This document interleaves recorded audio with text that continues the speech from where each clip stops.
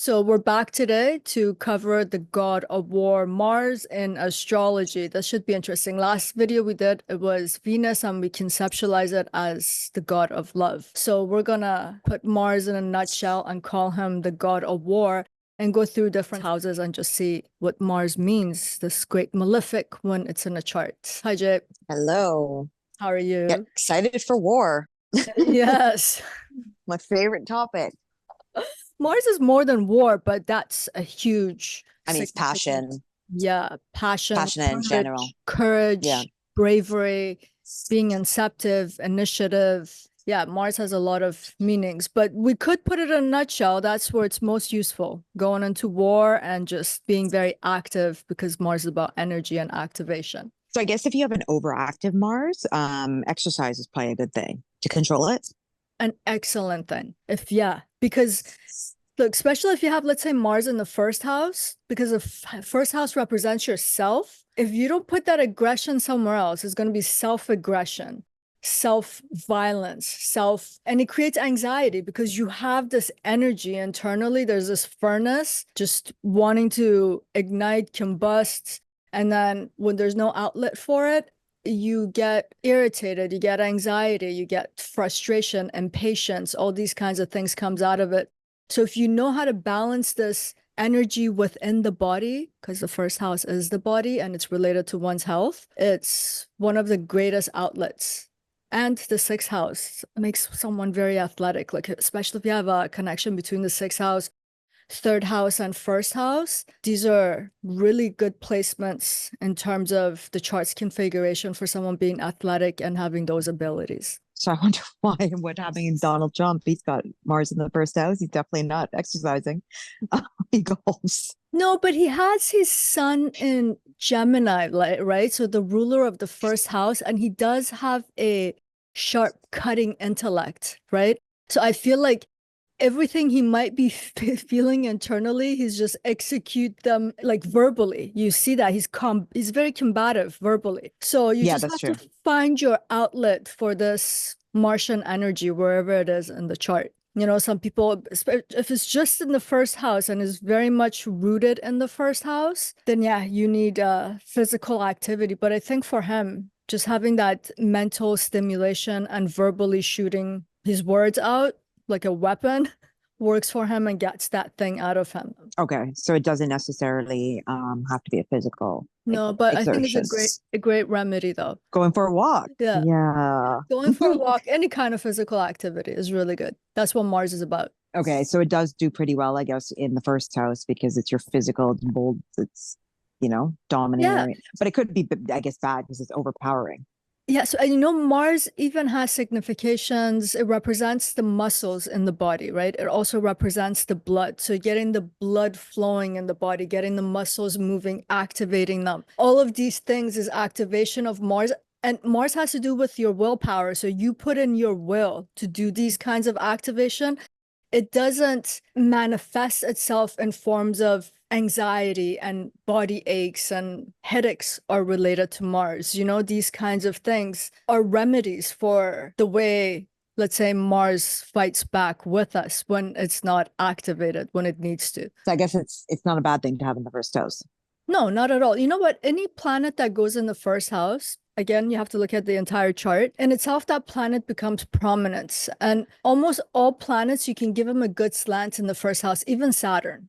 Yes, Saturn brings particular kind of hardships in the first house, but at the same time, it gives the person a particular kind of endurance, forbearance, maturity, and these things will come in handy in life. So no, not necessarily by itself. Mars is a terrible thing in the first house, but it comes with great responsibility because it's still Mars, right? So one has to learn the art of war in a sense, right? Like literally? Yeah, like literally in some ways, because if you have Mars in the first house, you are going to face conflicts in life. It's facing the seventh house, the house of the other. So there will be conflicts. Is squaring the the 10th and the 4th house. So there will be issues within the family that one has to overcome in this life. It will be issues related to career. There will be things related to father, which is also related to the 10th house, to the mother, which is the 4th house. So it comes with its bag of tricks and hardships, right? So that's why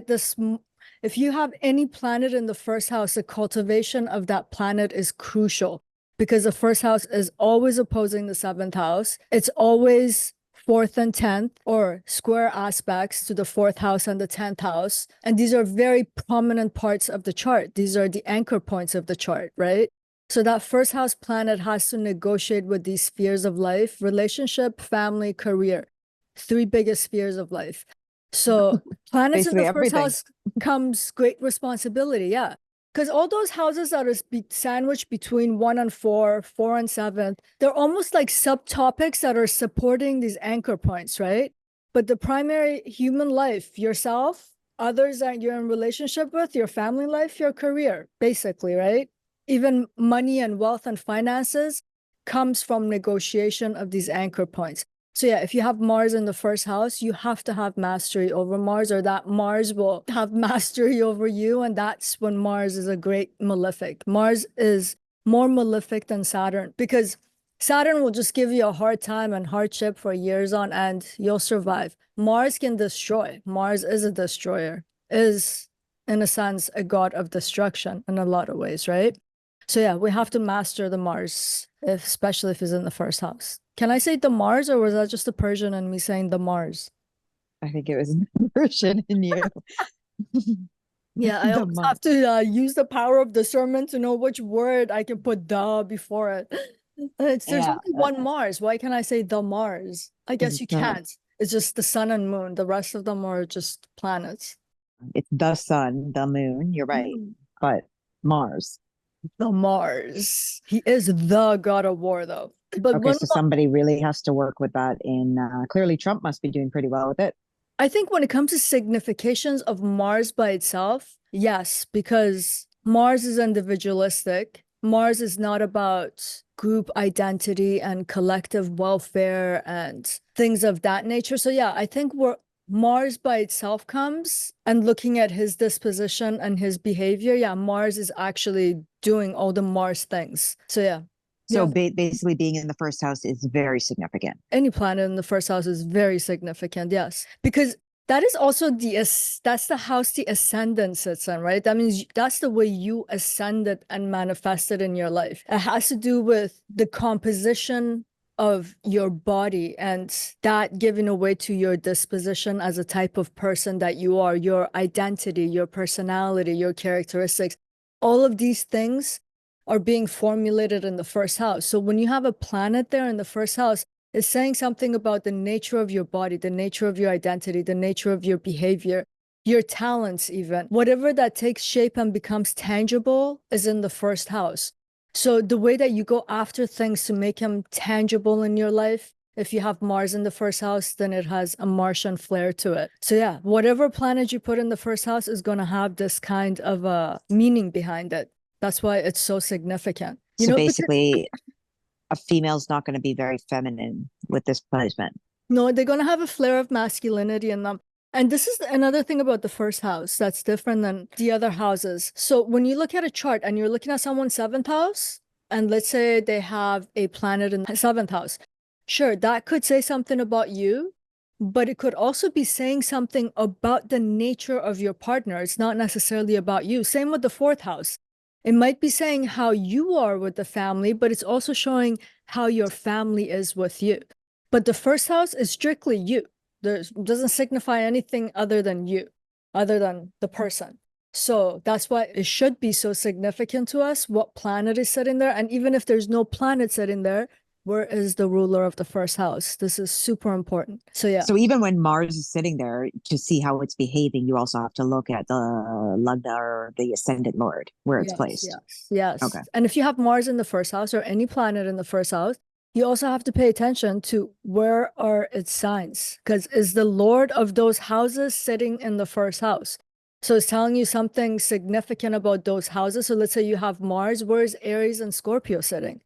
this becomes very important in the chart. Oh, okay. Also, okay. Yes, because it's directly saying something about yourself where it's kind of getting operationalized and moving and has activity in another sphere of life. Yeah, we have to look at all of these dynamics. And then what's aspecting it, especially degree-wise. Let's say I have Mars at 2 degrees of the first house. Every other planet that's sitting anywhere else within 5 degrees before or after 2 degree, that 2-degree mark is somehow to different extent affecting that Mars. So yeah, we got to look at all of these factors. Now, not just in the first house, in any house, but the first house is so prominent that, yeah, we have to look at it. Okay, so somebody with a lot of planets sitting in that first house, Yes, that's pretty intense then. that's There's very a lot of, intense. okay. That's very intense. Like, No, bad I know enough, someone who has a lot of planets sitting in the first house. it's a rough fit because stelliums are just confusing in general, you know, because it's like having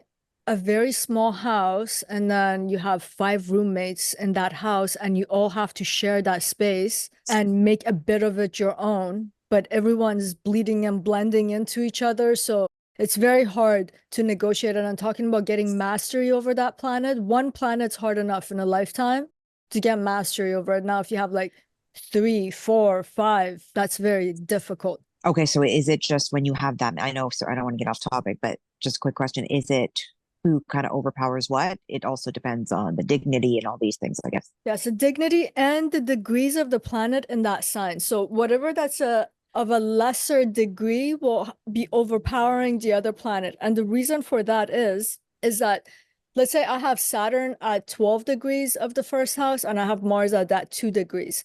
Mars, it's as if Saturn's going through I think this is the right way for the camera, the motion going counterclockwise. I hope it is. So let's say this is Saturn and Saturn's moving this way. Mars is at 2 degrees behind Saturn. So it's as if Mars is chasing Saturn. So he has his gaze casting on Saturn, right? So he's influencing Saturn. Saturn can't look at Mars because he's looking ahead and moving that way. And Mars is at a higher degree? Lower degree, right? So Mars, Mars is at the lower. Okay. and Saturn, let's say, is at 12 degrees. So yeah, Mars is overpowering because it's overcoming Saturn. But if it was reversed, then Saturn's overpowering Mars. So this degree factor of it in a sign matters too, or anywhere in the chart. Whatever planet's at a lesser degree is overcoming the planet at the higher degree. And this is how they also attributed ages to the degree of planets, right? So if a planet's at 2 degrees is like a child, it's still full of energy. You know how children run all day and they don't get exhausted? Whereas an old person at 28 degrees is like someone who's 80 years old. They're barely moving. That energy. Maybe even 30 years old. Or maybe even like 30 years, but it's just that's why planets have been like 0 to 10 degrees, or children 10 to 20 are comparatively like adults, and then 20 to 30, which is the last degrees, like the elderly. And they're talking about the vitality of those planets. So Mars at 2 degrees is going to be definitely more energetic than any other planet that's sitting at 25 degrees, 28 degrees. Yeah. Okay, so if anyone has Mars sitting in any of the houses we're going to go through, if there's other planets, that's kind of a layman's way of looking at it, having you or someone look at the chart. Yeah. And Mars in the first house is a good placement for initiating new things, because the first house represents new starts, beginnings, initiations in general, right? The natural zodiac, the sign of Aries falls here, which is the commencement of spring. So everything's coming back into life. So again, just one last note on the first house. When you have mastery over this Mars, you have mastery over your willpower. You can initiate things. You can ignite new things. So this is a good signification that's here. Is that also that kind of the saying that you can will things to happen? Yeah, it's your willpower. Yeah. Okay. And Mars represents your willpower. And this is the house of yourself. So you can will yourself to do things, right? But then if we don't have mastery over this Mars also represents violence. So just take the word self and attach the signification of Mars to it, like violence, war, cutting, severing, danger, harm. Like if you put Venus in the first house, its focus becomes this new way of thinking that we have in society, which we call self-love. That's going to be like Venus's motto in the first house. And it can become actually indulgent when it's negative. With Mars, it can become self-harm when we don't have mastery over that Mars. So it's very good to harness its energy properly when it's in the first house, especially because it affects us tremendously. Yeah. Okay. Yeah. Okay. So let's go to the opposing house, the seventh house. It's interesting to talk about the opposing house when we talk about Mars or anything opposing. It's an interesting concept related to Mars. So here's the thing. When you have Mercury, Mercury brings things into relation. I said this in other videos. Venus creates the connection between the things that Mercury brought together. Now, Mars still has to do about relationships, even though Mars is individualistic and we don't generally look at Mars. But Mars needs others as opposition. Mars without things of the world, without a destination, without an aim, without another person in front of it as a competitor, Mars has a very difficult time. This is why Mars suffers in water signs, not just because of his element, that one's water, one's fire, because Mars is forward moving and it needs like a bullseye to aim itself towards it. In the oceans and in the waters, everything's just fluctuating back and forth. There is no destination, like in Pisces, the universal cosmic ocean. Without differentiation, Mars is lost. In Capricorn, Mars is exalted because there are destinations or goals to reach, right? So in this sense, Mars is a relational planet because it needs opposition more than anything else. This is how Mars actually thrives. So an opponent, a competitor, a goal, an aim, a destination, if itself is in point A, it needs a point B to move that way. So the opposing house for Mars, just in terms of Mars qualities, it's exactly what Mars needs. Mars needs an opposition. The only problem is the seventh house is a house of cooperation, right? It's the house of the other, where we cooperate, where we establish relationships like marriage, and it's also where we do exchange. So when you put Mars in the seventh house here with its individualistic and its competitive nature, it becomes a little bit problematic. So let's say you want to have a business in the seventh house. You're probably better as an entrepreneur who does it by yourself rather than having to cooperate with other people. Mars in the seventh house in the context of relationships, it becomes Mongolic. Again, cooperation means I sacrifice a little, I compromise a little, you compromise a little bit, we meet in the middle, we get some of what we want, not all of what we want. Mars has a hard time negotiating with these kinds of things. So Mars in general has a hard time in the seventh house. But when it comes to, this is also a house of exchange and commerce, and Mars is logical. So as an entrepreneur who's individually doing things and doing that kind of business work, Mars can succeed. Mars is cutthroat here. There are two types of businessmen, those who cooperate and are inclusive, and then there are those ones that are just sharks. That's what we call them, right? So Mars in the seventh house has that ability. It can be a go-getter in that sense, you know, when it comes to commerce and trade. But in the relationship part of it, once when Mars matures, once when the person has the maturity, it can transform that into fight for my partnership, not fight against my partner. Be passionate with my partner or for my partner rather than be passionate about some other thing that is going to take me away from this relationship. And I was just saying earlier, the seventh house is not necessarily always you. Almost in all the chart analysis that I've done is saying something about the person's partner and their nature. So that's something else to take into consideration also, right? Even if it's empty? No, I'm saying if Mars is sitting there. Oh, okay. Okay. But if you have Aries or Scorpio, you need to look at where that Mars has gone, where the ruler is sitting, because it's saying something about the nature of that house. And then when you have Mars in the seventh house, it's again aspecting your first house. So who you come to interact with will have a tremendous impact on you as a human being, and it will have a Martian quality. So it can have those malefic qualities of Mars. And if that Mars that you're working with in the other is functional, it can energize you and it can emphasize your power to also do things. But if you're dealing with a dysfunctional Mars, in a partnership, in a relationship, because your partner's behaving that way, has a significant effect on the person's body, health, sense of self.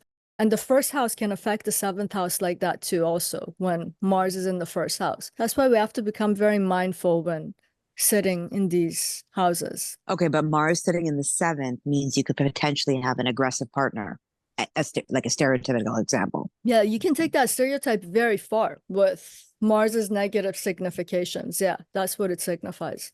But in business, if Mars is setting in the seventh and it's about contracts, does that mean the associate, your business associate, is that cutthroat, or you are cutthroat?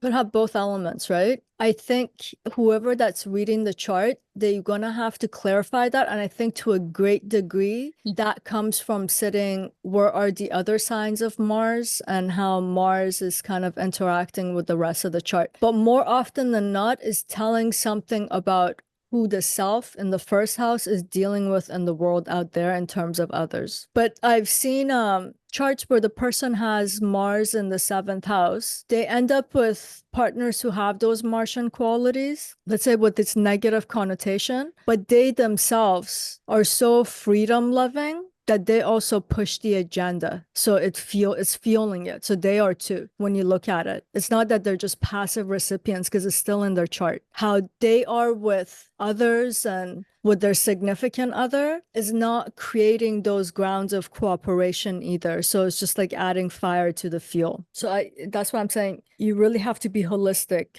at looking at especially the houses that could be saying something about other people now. Yeah. Yeah, and then we have blind spots to ourselves. There are many occasions where people can't see their own flaws and they want to pin it on someone else. So it's, if you're doing your own chart and you're trying to understand your own chart, you have to be very self-reflective too, in terms of how is that something I also bring into my relational dynamics. You know what I'm saying? Yeah, yeah. There's a reason why you're attracting a Martian quality person in the first place. There's a reason why it's in your chart and indicating that. So it's worth looking at it, taking note and understanding that. So basically just that, a lot of it, because especially that 1-7 axis is a lot back and forth, like viewing each other, right? Whether it's sitting in the seventh or sitting in the first, it's got that back and forth. It's something that whether if you're sitting in the first house or seventh house, in any of these spectrum in the axis of whatever house, because these houses are a spectrum. In a lifetime, wherever we have planets sitting there, we have to learn how to balance, especially if you have planets opposing. We have to learn how to balance the energy of these two houses in order to have a functional life. So if you have Mars in the first house, or the seventh house, you're gonna have to learn the art of cooperation with others while maintaining your sense of self-integrity and your sense of self. So how much do you compromise with someone else? How much do you give? These become prominent theme in the 1 and 7 axis. Yes. The minute you start tipping to one side, you're like, I need this. I choose this. This is because I need to do this. The situation where you have to connect with others goes haywire. The minute you start doing everything and just fighting for the others, you start to do that self-neglect, which turns into self-harm, which again is Mars's signification. So we got to keep the balance. It's like the teeter-totter, just we need to keep it like this instead of doing one of these. And I'm sure that's one of the hardest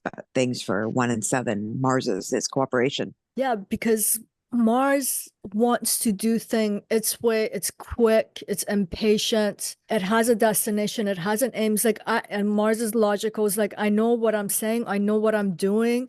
Why are you acting like an idiot? Well, the other person doesn't want to hear what you're acting like an idiot because they don't feel like they're being included. They don't feel like there's a compromise.